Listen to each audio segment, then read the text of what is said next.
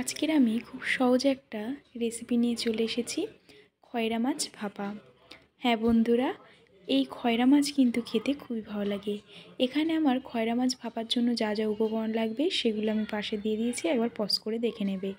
এখন আমি খয়রা মাছ ভাপার জন্য খয়রা মাছ, আলু, পেঁয়াজ কুচি, সঙ্গে দিয়ে দিচ্ছি কাঁচা লঙ্কা কুচি, আর দিয়ে দেবো আদা রসুন বাটা 1 চামচ মতো, দিয়ে দিচ্ছি 1 চামচ মতো লবণ, দিয়ে দেবো 1 চামচ হলুদ গুঁড়ো, আর দিয়ে দেবো 1 চামচ মতো লঙ্কা গুঁড়ো।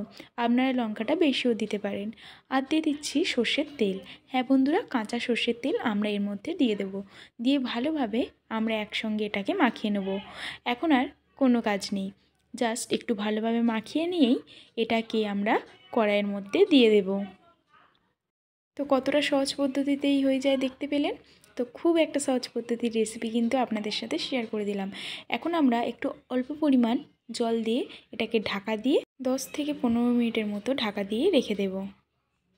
তো বন্ধুরা, 10 মিনিট পরেই কিন্তু আমাদের খয়রা মাছ ভাপাটা একদমই ভালোভাবে হয়ে গেছে, আলুটাও সিদ্ধ হয়ে গেছে। তো বন্ধুরা, এখন আমরা নামিয়ে নিচ্ছি।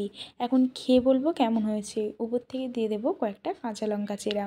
তো গরম গরম ভাত আর এরকম খয়রা মাছ আলু দিয়ে ভাপা খেতে এতটাই সুন্দর লাগে, কি বলবো বন্ধুরা। আর হ্যাঁ, এটা বানানোও কিন্তু খুবই সহজ, কোনো বাড়তি উপকরণ লাগে না, খুব কম উপকরণে আর খুবই সুস্বাদু একটা রেসিপি।